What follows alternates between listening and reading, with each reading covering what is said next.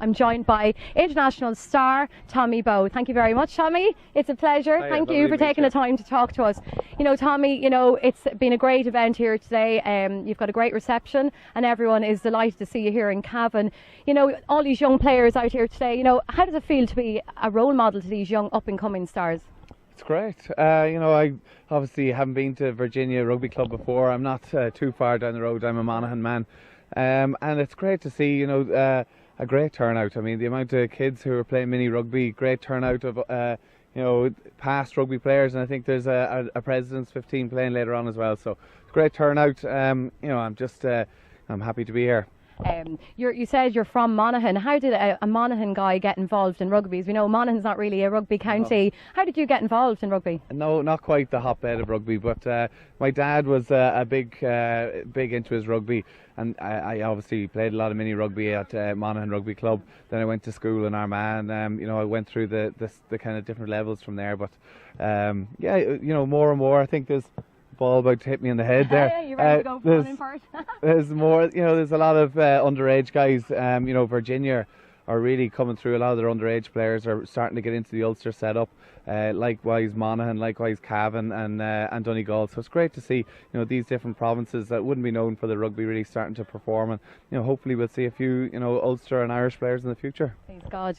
You've been involved. You've had a Grand Slam. You've involved in the Lions Tour and also more recently the Rugby World Cup Tour. What would be your greatest memory? You know, greatest memory of one of the games? What's your favourite game?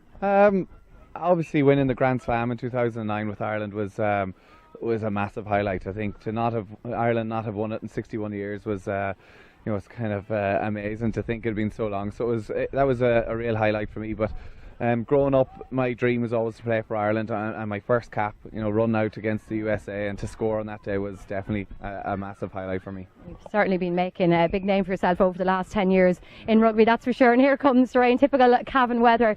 But your biggest inspiration in rugby, who would you say that would be? You know, I obviously looked up to a lot of players. There's like Simon Gagan, who used to play for Ireland back in the day, was my hero. But I suppose from an inspiration point of view, my parents, my dad always drove me very hard. You know, I was a bit of a jack of all trades when I was growing up. I played a bit of everything, and you know, it's I feel very privileged to be playing a sport that I love as a profession. More recently, you've moved from Ospreys, the club in Wales, back to your province of Ulster. What was your reasons for that move? I think that you know, I spent 4 years over the Ospreys, a time that I really enjoyed. But the time was probably right to just come back. You know, I obviously left Ulster.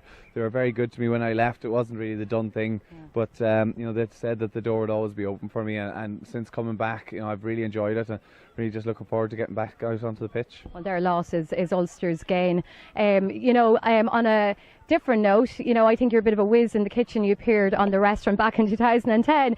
You know, what would be one of your favourite dishes to cook up? I think I only got a 2 stars that day, so I don't think I would say a whiz. I think burger and chips will probably be as good as I can cook. That sounds good. Is that good enough for an international rugby star to be eating? Yeah. Yeah, I think so. Well, maybe should just watch who's going to be watching this. But yeah, I suppose we're all out a day off. You also have some hidden talents, I believe. Any you know, chances of appearing on The Voice of Ireland? Are you thinking of entering any X Factor, anything in the future? No, I think I think anybody who's seen those clips will probably agree that that's probably not a talent. I don't think I get through the knockout stages, but I don't say that. Everybody enjoys singing after a few pints, I think. Oh well, you know, you've got a great voice, you know, and I can say that. I do a little bit of judging, so there you go. Maybe I have to have a little sing-song later. So Tommy, you know, your future in rugby, you know, after your rugby career finishes, what would you like to see yourself, you know, do in the future? That's really the catch-22 really question. You know, I think that you know, obviously the rugby career doesn't last too long. If I can make it into my early 30s and still keep playing, I'd be very happy. But we don't make the kind of soccer money, so it's a case of going out there. I'm going back to study with Hibernia College actually to do an online course this year. And, in teaching, is it? No, in management. It's through the University of London. Okay, so businesses. So hopefully I would like to maybe branch out and try something totally different from rugby and give it a go. Tommy Bowe, it's been a pleasure and inspiration, and thank you very much. Best of luck with your career. Cheers.